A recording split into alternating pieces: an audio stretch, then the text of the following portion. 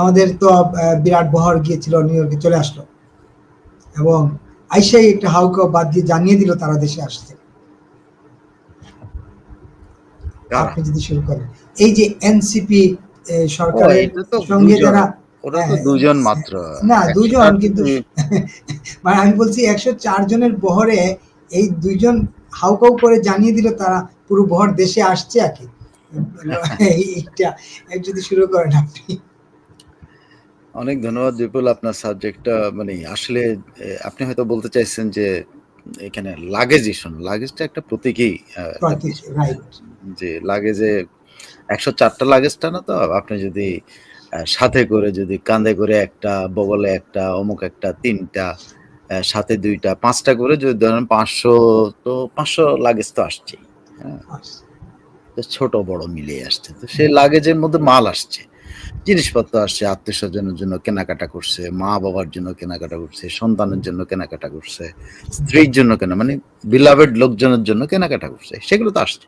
তো এগুলা কিন্তু যা গেছে তার চেয়ে বেশি আসছে, এতে কোনো সন্দেহ নেই। যদি একটা লাগেজ কেউ নিয়ে যায় থাকেন, তারা 5টা অবশ্যই আনছে, তো এতে কোনো সন্দেহ নেই। এবং এটার জন্য তাদেরকে শুভেচ্ছা জানাতেই হবে, কারণ তারা তাদের প্রিয়জনদের জন্য এনেছেন। ইউনূস সাহেব নিশ্চয়ই তার অসুস্থ স্ত্রীর জন্য কিছু মার্কেটিং করেছেন, তাই না? এটা খুব স্বাভাবিক ব্যাপার।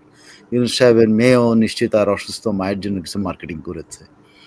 এমনকি ধরেন ইউনূস সাহেবের যে মেয়ে বিদেশে থাকে, সেও নিশ্চয়ই কিছু গিফট পাঠিয়েছে তার বন্ধু বান্ধবের জন্য। সো এগুলা কিন্তু ওরা, তারপর ডিপ্লোম্যাটিক ব্যাগ আছে, তারপর অনেক কিছু আছে।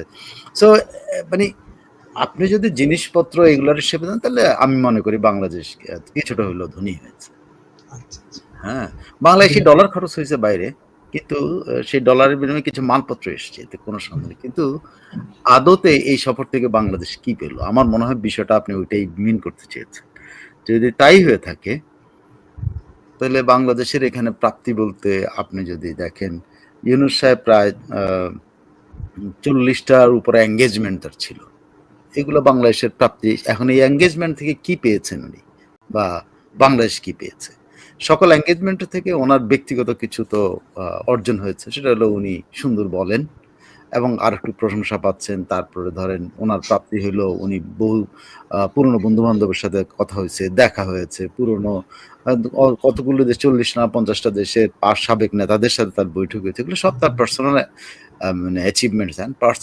তার পার্সোনাল অ্যাচিভমেন্টের সাথে বাংলাদেশে কি অ্যাচিভমেন্ট হলো, সেটা হলো বড় প্রশ্ন। বাংলাদেশ অ্যাজ এ কান্ট্রি তার কাছ থেকে কি পেল?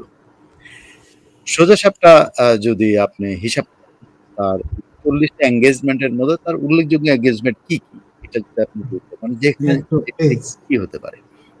তার উল্লেখযোগ্য এঙ্গেজমেন্ট হলো, আপনি ধরে নেন হলো জাতিসংঘ ভিত্তিক হলো জাতিসংঘ সাধারণ অধিবেশনে বক্তৃতা দেওয়া।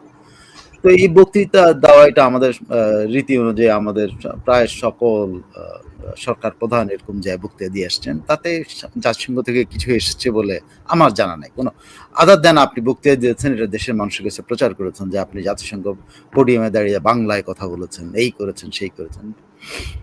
তো এটা একটা জাতিসংঘ, এটা যদি ধরেন। আরেকটা হলো উনি রোহিঙ্গা বিষয়ক কি বলে একটা কনফারেন্সে, যেখানে রোহিঙ্গাদের টাকা ফান্ডিং এর ব্যাপারে কথাবার্তা হয়েছে। হ্যাঁ, সেটা একটা, যে রোহিঙ্গাদের যে বাংলাদেশের যে নিজস্ব তহবিল থেকে যে খরচ, সেটা থেকে বাংলাদেশ মুক্তি পাওয়ার জন্য এই কনফারেন্সটা যে আয়োজন করা হয়েছিল, সেখানে বাংলাদেশ চেষ্টা করেছে যে তাদের পক্ষে তাদেরকে কিছু টাকা পয়সা যেন ভিক্ষা দেওয়া হয়। সো সেই ভিক্ষা দিতে বেশ কিছু সরকার রাজি হয়েছে, বাড়াইতে রাজি হয়েছে। এটা একটা অ্যাচিভমেন্ট, ভিক্ষা পাওয়ার ক্ষেত্রে একটা অ্যাচিভমেন্ট হয়েছে।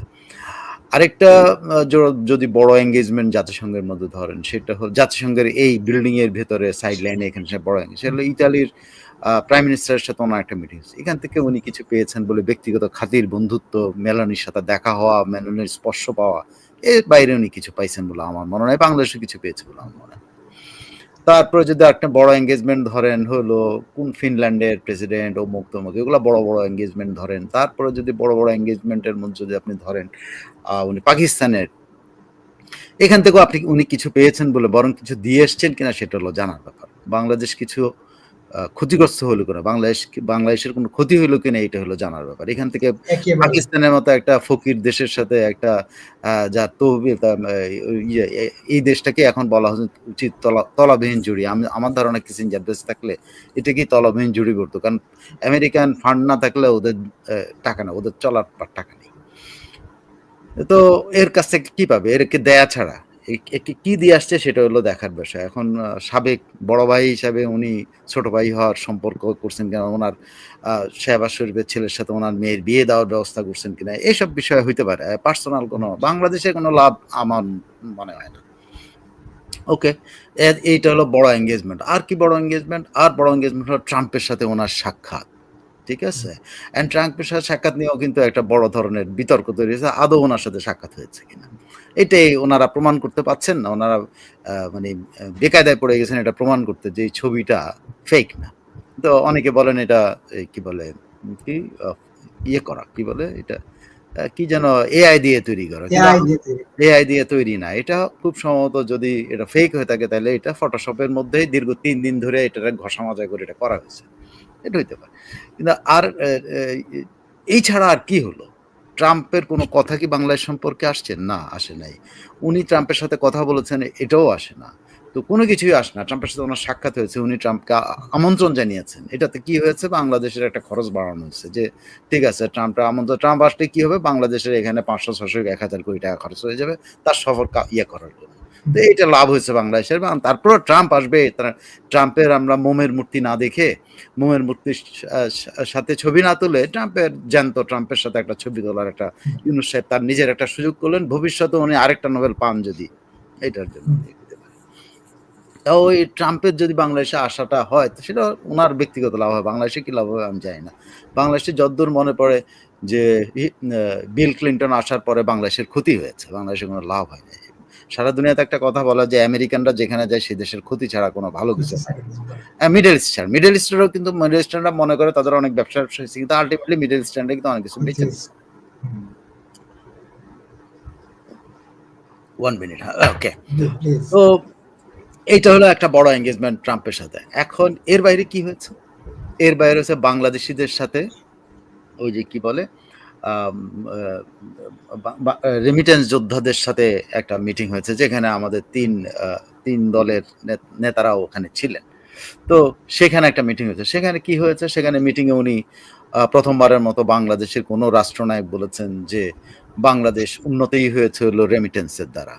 এই যে একটা মিথ্যাচার, যে রেমিটেন্সের দ্বারা বাংলাদেশের আদি থেকে শুরু করে যদি আমরা আপনার সে ধরেন পাকিস্তান আমল থেকেও যদি বলে বাংলাদেশ চা রপ্তানি করতো, বাংলাদেশ পাট রপ্তানি করতো, বাংলাদেশ এটা রপ্তানি করতো, বাংলাদেশ এটা রপ্তানি করতো, বাংলাদেশ এখন পর্যন্ত যদি ধরেন এই যে বাংলাদেশের ইকোনমিটা যদি দাঁড়িয়ে থাকে, রেমিটেন্স অবশ্যই আছে। রেমিটেন্স তো আপনি টাকা আসতেছে, বাংলাদেশে কেন রেমিটেন্স আসে এটাও যদি কেউ বিবেচনা করেন, রেমিটেন্স কিন্তু বাংলাদেশে আসে না বাংলাদেশের জন্য, বাংলাদেশে আসে গরিব মানুষের জন্য।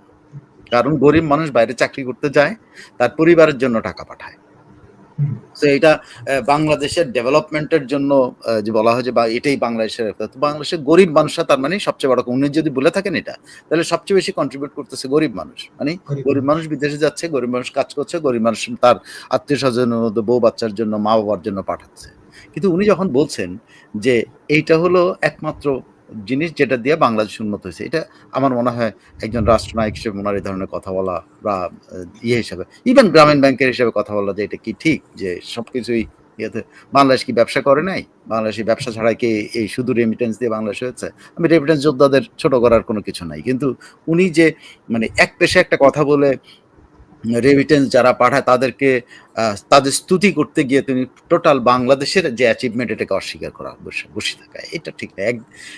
রেমিটেন্স যারা পাঠায় তাদের যেরকম সম্মান করবেন আপনি, সেটা সম্মান কেন করবেন? সেটা তারা টাকা পাঠায়। কিন্তু একটা কথা পরিষ্কার আমি বলি, কোনো ধনী বাঙালি বাংলাদেশে টাকা পাঠায় না। বাংলাদেশে টাকা পাঠায়, ধনী বাঙালি পাঠালেও সেটা পাঠায় আমোদ ফুর্তির জন্য, মার আমোদের জন্য, বা বাবার আমোদের জন্য, ভাইয়ের আমোদের জন্য, অমুকের। কিন্তু গরিব মানুষরা পাঠায় কিসের জন্য? মায়ের খাওয়ার জন্য, বাবার খাওয়ার জন্য, সন্তানের খাওয়ার জন্য, স্ত্রীর ভরণ পোষণের জন্য, ভাইয়ের লেখাপড়া করার জন্য, বোনের লেখাপড়া করার জন্য।